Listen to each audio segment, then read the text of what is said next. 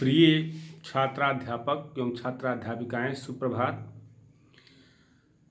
हम लोग इसके पहले बाल्यावस्था क्या है, बाल्यावस्था को किन किन नामों से जाना जाता है, इस पर चर्चा कर चुके हैं। और बाल्यावस्था की विशेषताओं के संबंध में हम लोग चर्चा कर रहे थे। पिछले वीडियो में हम लोगों ने चर्चा किया था कि बाल्यावस्था की क्या विशेषताएं होती हैं, जिसमें शारीरिक तथा मानसिक विकास में स्थिरता की बात हो गई थी कि बाल्यावस्था में बालक के शारीरिक और मानसिक विकास में कुछ स्थिरता आ जाती है। शैशवावस्था की गति से शारीरिक और मानसिक विकास नहीं होता है, कुछ रुकता तो नहीं है, विकास तो अनवरत चलने वाली प्रक्रिया है, लेकिन तीव्रता और मंदता पाई जाती है। तो ऐसे ही बाल्यावस्था में शारीरिक और मानसिक विकास में स्थिरता आ जाती है, इस पर चर्चा हो गई है। मानसिक योग्यताओं में वृद्धि होती है, इस पर भी चर्चा हो गई है, कैसे होती है। जिज्ञासा की प्रबलता होती है, और जिज्ञासा ये क्या है, इससे नहीं शांत होता है, क्यों है और कैसे है, यहाँ तक बात पहुँच जाती है। सामाजिक एवं नैतिक गुणों का विकास होने लगता है, हम लोग इस पर भी चर्चा कर लिए हैं। क्योंकि शैशवावस्था में बालक में सामाजिकता के भाव कम होते हैं, नैतिकता का प्रादुर्भाव भी नहीं हुआ रहता है, लेकिन बाल्यावस्था में बालक में सामाजिक एवं नैतिक गुणों का विकास धीरे धीरे होने लगता है, और वो अपने सहपाठियों के साथ अपने खिलौनों में भागीदार बनाने लगता है, और उसको उचित अनुचित, अच्छे बुरे, नैतिक अनैतिक का ज्ञान धीरे धीरे होने लगता है। आज उसी पर हम लोग फिर चर्चा करेंगे। अगला टॉपिक है कि बाल्यावस्था की विशेषताओं में जो है आत्मनिर्भरता की भावना। हम लोग इस बात पर चर्चा कर चुके हैं कि शैशवावस्था में बालक आत्मनिर्भर नहीं होता है, बल्कि वो दूसरों पर निर्भर होता है। बाल्यावस्था में बालक शैशवावस्था के समान दूसरों पर पराश्रित नहीं होता है। वह अपने व्यक्तिगत कार्यों, जैसे दैनिक कार्य है, नित्य क्रिया है, स्नान करना, भोजन करना, वस्त्र पहनना, अपनी पुस्तकें व्यवस्थित करना, स्कूल के लिए तैयार होना, ये तमाम जो दैनिक क्रियाएं हैं वो स्वयं कर लेता है। वो पराश्रित नहीं होता है कि माता उसको तैयार कराए, माता मोजा पहनाए, माता कपड़ा पहनाए, माता मंजन कराए, सब ये शैशवावस्था में होता है। लेकिन बाल्यावस्था में वो स्वयं अपने कार्य को धीरे धीरे करने लगता है। इस अवस्था में बालकों में आत्मनिर्भरता की भावना आने लगती है। वह समर्थता का भाव तथा समर्थता का भाव भी विकसित होने लगता है कि वो समर्थ है अपने कार्यों को करने में, तथा वह अपने अधिकाधिक कार्यों को स्वयं करना चाहता है, किसी के द्वारा नहीं, बल्कि स्वयं करने की उसकी कोशिश रहती है। और उत्तल बाल्यावस्था में तो उसमें निर्णय लेने की भी क्षमता आने लगती है। तो इस तरह से जो है आत्मनिर्भरता की भावना बाल्यावस्था में बालकों में देखने को मिलती है। रचनात्मक कार्यों में वृद्धि, रचनात्मक कार्यों में रुचि होने लगता है। तमाम नए कार्य, रचनात्मक कार्य, नए कार्यों को करने लगता है बालक। बाल्यावस्था में बालक रचनात्मक कार्यों में रुचि लेने लगता है। लड़के बागवानी के अलावा लकड़ी, कागज या अन्य वस्तुओं से कुछ नई चीज़ें, जैसे हम लोग बचपन में नाव, कागज का नाव बनाकर खेलते रहते थे, लकड़ी से कुछ बनाते रहते थे, कागज से, दफ्ती से बनाते रहते थे। ऐसे ही कार्यों में, ऐसे कार्यों को करने में आनंद की प्राप्ति होती है, आनंद का अनुभव करते हैं। जबकि लड़कियां सिलाई, बुनाई, कढ़ाई या रसोई से संबंधित कार्यों को करने में रुचि लेने लगती हैं। हम देखते हैं जब घर पर जाते हैं तो, मान लीजिए हम यहाँ रहते हैं, लेकिन घर जाते हैं तो बेटी तरह तरह की चीज़ें बना के खिलाने का प्रयास करती है।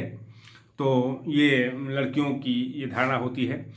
सामूहिक प्रवृत्ति की प्रबलता आ जाती है ऐसी अवस्था में।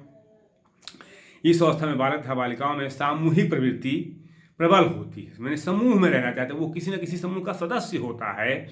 वो अपना अधिक से अधिक समय दूसरे बालक तथा बालिकाओं के साथ व्यतीत करता है या करना चाहता है। निश्चित तौर पर उसकी रुचि सामूहिक क्रियाकलापों में अधिक होती है।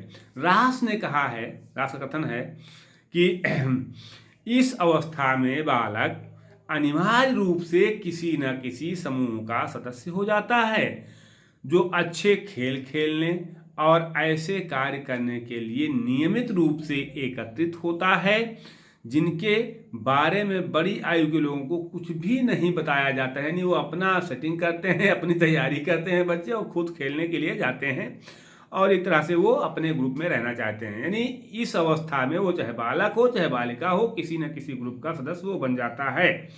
चाहे मोहल्ले में बन जाए सदस्य, चाहे स्कूल में बन जाए सदस्य, किसी न किसी समूह के साथ रहना पसंद करता है वो। और इसी से अगला पॉइंट जुड़ा हुआ है कि बहिर्मुखी व्यक्तित्व, चूंकि जब वो लोगों के साथ रहता है, समूह के साथ रहता है, तो उसमें बहिर्मुखी व्यक्तित्व का विकास होता है। शैशवावस्था में शिशु अंतर्मुखी होता है, स्वयं अंतर्मुखी में सब अपने में लीन रहता है, सब कुछ उसका ही अपना अधिकार समझता है। लेकिन यहाँ बहिर्मुखी व्यक्तित्व, वह एकांत प्रिय तथा केवल अपने ही में ही रुचि जो रखने वाला शिशु रहता है शैशवावस्था में, वो बाल्यावस्था में धीरे धीरे बहिर्मुखी होने लगता है। वह बाह्य जगत में रुचि लेने लगता है। बालक अन्य व्यक्तियों, वस्तुओं व कार्यों के संबंध में अधिक से अधिक जानकारी प्राप्त करना चाहता है। विश्व पटल को जानना चाहता है, देश के बारे में जानना चाहता है, अपने राज्य के बारे में जानना चाहता है, पड़ोस के बारे में जानना चाहता है। हर विषय में वो जानकारी प्राप्त करने का प्रयास करता है तथा अपनी भावनाओं को दूसरों के सामने व्यक्त करने में समक्ष होता है। अपनी भावनाओं को प्रकट करने का प्रयास करता है। देखिए छोटे छोटे बच्चों को बाल्यावस्था में कि वो स्कूलों में अपनी बात को रखते हैं, कविता के माध्यम से, दोहा के माध्यम से, अंताक्षरी के माध्यम से, तमाम तरीकों के माध्यम से वो अपनी बात को व्यक्त करने का प्रयास करते हैं। ये प्रवृत्ति उनमें पाई जाती है। काम प्रवृत्ति की शून्यता।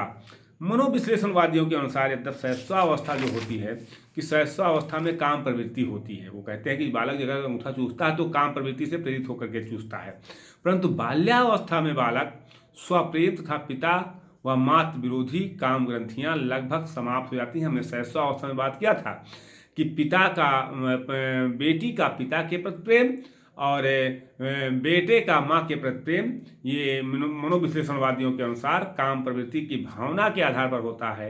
लेकिन ये चीज़ जो है, ये काम विरोधी पिता व मातृ विरोधी काम ग्रंथियाँ लगभग समाप्त हो जाती हैं। बालक बालिकाएं अपना अधिकांश समय अपने पढ़ने लिखने, खेलने कूदने संबंधी कार्यों में व्यतीत करने लगते हैं, अतः बहुत ही कम अवसरों पर अपनी काम प्रवृत्ति का प्रदर्शन वो कर पाता है। तो इस तरह से काम प्रवृत्ति में न्यूनता आ जाती है। अब आपको देखिए शैशवावस्था, जब आप किशोरावस्था में पहुंचेंगे, हम उस पर चर्चा करेंगे, तो किशोरावस्था को शैशवावस्था की पुनरावृत्ति कहा गया है। तो और एक प्रवृत्ति जिसमें होती है तो संग्रह की प्रवृत्ति इसमें ज़्यादा पाई जाती है। बाल्यावस्था में बालक बालिकाओं में वस्तुओं के संग्रह करने की प्रवृत्ति होती है। कांच की गोलियां हुआ, डाक टिकट हुआ, मशीन के पुर्जे हुए, पत्थर के टुकड़े हुए, खिलौने हुए, माचिस की डिबिया हुई आदि का संग्रह करने में बालक रुचि लेते हैं और बालिकाएं चित्रों, खिलौनों, गुड़ियों, कपड़ों, छोटे छोटे टुकड़ों आदि की संग्रह करती हैं या करती हुई देखी जाती हैं। यह एक रचनात्मक प्रवृत्ति है, उससे कुछ ना कुछ बनाते हैं, चाहे बालक हों चाहे बालिकाएं हों।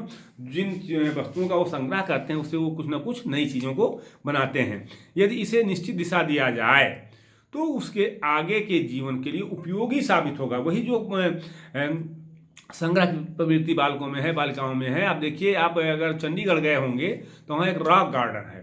रॉक गार्डन में टूटी फूटी वस्तुओं से, यूजलेस वस्तुओं से पूरा वो इतनी अच्छी अच्छी चीज़ें बनाई गई हैं, उसको लोग देखने के लिए जाते हैं। तो ऐसे ही मान लीजिए बल्ब फ्यूज होगा तो उसका कुछ चीज़ ऐसा बना देते हैं लोग, लड़कियां बनाती हैं, या गुड़िया गुड्डा या छोटे छोटे कतरन कपड़ों को इकट्ठा करके उसका कुछ बना देती हैं, या जो है पन्नी से पंखा बना देती हैं, तमाम तरह का ऐसा। तो इस तरह से जो है उनमें ये प्रवृत्ति पाई जाती है।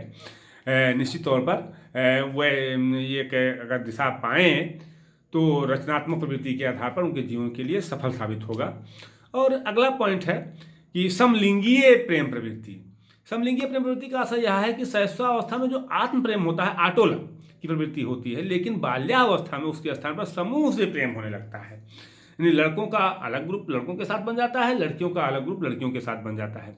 समूह में सजातीय का मतलब यहाँ जात कास्ट से नहीं, सजातीय मतलब लड़कियां लड़कियों के साथ में रहना पसंद करती हैं और लड़के लड़कों के साथ में रहना पसंद करते हैं। समलिंगीय प्रेम प्रवृत्ति की अभिव्यक्ति होती है इसमें, जिससे लड़के लड़कों के साथ और लड़कियां लड़कियों के साथ प्रेम करती हैं, उनके साथ खेलना कूदना, खाना पीना, रहना या तमाम क्रियाकलापों को करना, कार्य करना पसंद करती हैं। तो ये इस तरह से बाल्यावस्था में ये जो है समलिंगीय प्रेम प्रवृत्ति बढ़ जाती है निश्चित तौर पर। इसके अतिरिक्त रुचियों में परिवर्तन की बात आती है, तो अन्य वीडियो पर हम आगे फिर चर्चा करेंगे आप लोगों से। अभी पूरा चूँकि एक वीडियो और बनाना पड़ेगा बाल्यावस्था की विशेषताओं के ऊपर, तो इसलिए आज के वीडियो में बस इतना ही। हम लोग जो है अब अगर आपको वीडियो अच्छा लगा हो तो प्लीज़ लाइक और शेयर जरूर कीजिएगा। और इस बात को हमेशा ध्यान रखना है कि ये केवल बीएड के विद्यार्थियों के लिए नहीं है, बल्कि डीएलएड के विद्यार्थियों के लिए और जीवन में काम आने के लिए है।